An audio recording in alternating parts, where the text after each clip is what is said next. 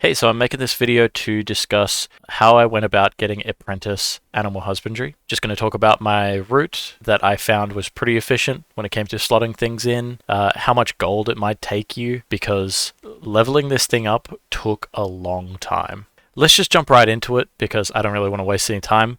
So first is the cost. You're going to need to either have a huge bankroll yourself, or you're going to need someone in your guild or someone you know who also wants the apprentice animals to be sort of bankrolling you while you're just running around putting everything in the slots. So to start, the cost of this, pretty prohibitive, feels like a very late game activity. And when I say that, I mean it is, when you first start off, it's about 75 silver per process, and you only get one. As you go further on, I'm not sure if it was from leveling or if it was because of the taxes, but I did notice that the cost of it slowly went down from 75, and it bottomed out around 60 silver, and that's just for the novice mounts. And when I was leveling it up, each process gave me about 7 to 9%, depending whether or not if I had the apprentice scroll buff going.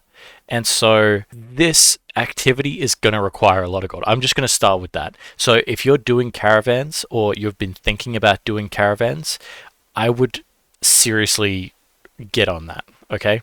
Or have someone else be doing the caravans. What I found useful is that if you sort of team up with someone who is really invested in the carpentry side of building caravan parts, then while you're leveling up animal husbandry, you will come to process a lot of these animals, and you'll be getting a lot of beast of burden. So that's one side of it, where you can make a deal with someone who's making a boatload of gold in caravans. And then, I've sort of made a deal where it's like, if I give you this beast of burden, just, give me a cut of your next caravan, and I'll keep feeding you the best beast of burden that I can find, right? That's sort of how I did it, and that's how I kept the money flowing. I also just had a generous guild. A generous guild who they were like, oh, okay, this person is like the only one that's getting to animal husbandry in our guild so far, so I had a lot of money flowing in from other sides. I would just let it be known that you're doing that, and that if anyone has any animals to donate as well, that can be super helpful. When I started my sort of process of grinding out, going to each different node, putting one on, and then running to the next node, when I started that, I probably had about like 2 or 3 stacks of just like a full stack of wolves, a full stack of bears, and then that sort of kept me fed as I was putting them in through, because you can only put one at a time. So I would hold like a stack on me, run around, and then I would sort of leave like a stack in each of the storage, because what you don't want to happen is have everything on you and then you die and then you lose some percentage amount of it. It's like 25% or something. That's not what you want to happen, okay? So make sure wherever there is a storage near the animal husbandry, I would carry like 20 on me, and that way even if I died, it wasn't a huge loss, and I still had some left in the storage places. And what I'm going to go into with that is I'll talk about my route for that. So what I would do is I would start in Joeva. I don't really know how to say this. I don't know how to say its name properly yet. It's sort of a weird one.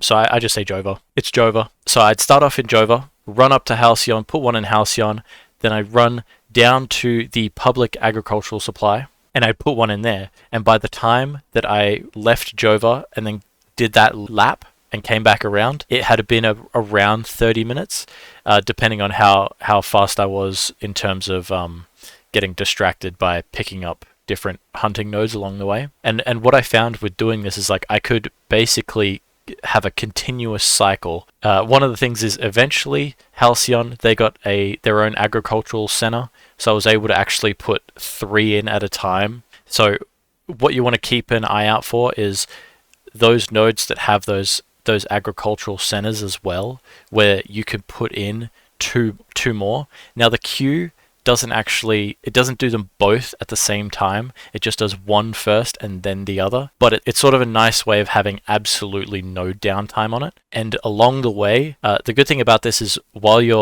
instead of just waiting at the bench for one to be done, while you're traveling to the other nodes, you'll see hunting nodes along the way, and you can pick them up, and that sort of keeps your reserves fresh. And I ended up with a few full stacks of bears and wolves just in my inventory that I didn't end up using, because I ended up just restocking my own supply along the way.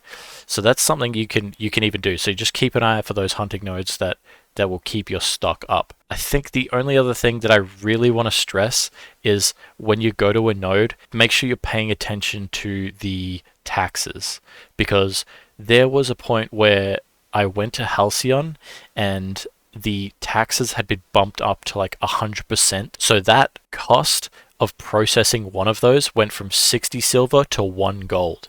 So that's really that's, almost double, which is really gonna push on the wallet. And I honestly could not have done it if I didn't have the support of my guild plus one specific benefactor. We're working towards getting Apprentice so that we could sell the crocodile mounts. If you know, crocodile mounts. Oh, so fast on land. Probably a bug. Probably not supposed to be that way. One thing I want to talk about. So there is a few places on the way to Joeva and Halcyon, and then from Halcyon to the public agricultural node became pretty solidified, because there was certain areas where I was like, oh, there is hunting nodes along the way.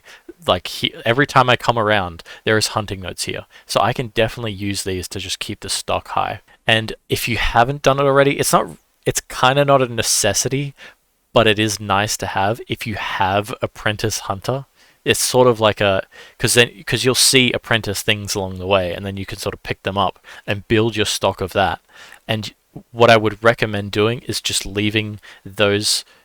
If you have those already, then I would recommend leaving those in the storage area that has the Apprentice Animal Husbandry bench. Just leave it there, because you'll get there eventually, and then you'll be able to process them, and it'll be fine. It'll be great. But there is a lot of running around when you do this. There is a lot of running around. Anyway, I hope some of this information was useful. I'm going to be trying to put out more. I wouldn't even describe this as a guide. It's more just like free thoughts about how I went about doing stuff, and it might be useful for some other people who are like, I'm trying to do animal husbandry, but I don't know what the best way to do it. What's the strat? Find a good route where you can process the animals. You don't necessarily need to do the Joeva to Halcyon. I just found that those were the closest nodes together that also had the public agricultural place, so I could run between them, and it was like this nice triangle where I wasn't running over too much difficult terrain. I wasn't fighting mobs that were crazy high level, and there was a lot of hunting nodes along the way as well. Second, you need the bankroll. Even if it's just one person that is, while you're doing all the processing stuff, and you meet them at a node every now and then, and they throw you like 5 gold just to keep you going, that would be an essential thing. If you have a huge bankroll, you can do it. It's once you get that huge bankroll, it's more about having the stuff to process. But I think a lot of people have that, and if you have guildies who are just collecting it and they're just like, I'm not doing anything with it, then I would definitely ask around. And some people might even just give it to you. Like if it's a common bear or a common wolf. So I did this for someone when I finally reached Apprentice. My inventory was so full of common bears and wolves that I found someone else who was trying to do animal husbandry, and I just gave him the stacks, and I was like, go, be free.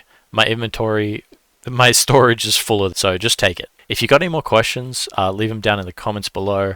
I am going to try and start streaming more. I had a fun idea that would be like Ashes of Creation GeoGuessr, but if you find me, then I give you a cool mount. And I was thinking that could be like a fun game to try and bring people into the stream, Anyway, see ya.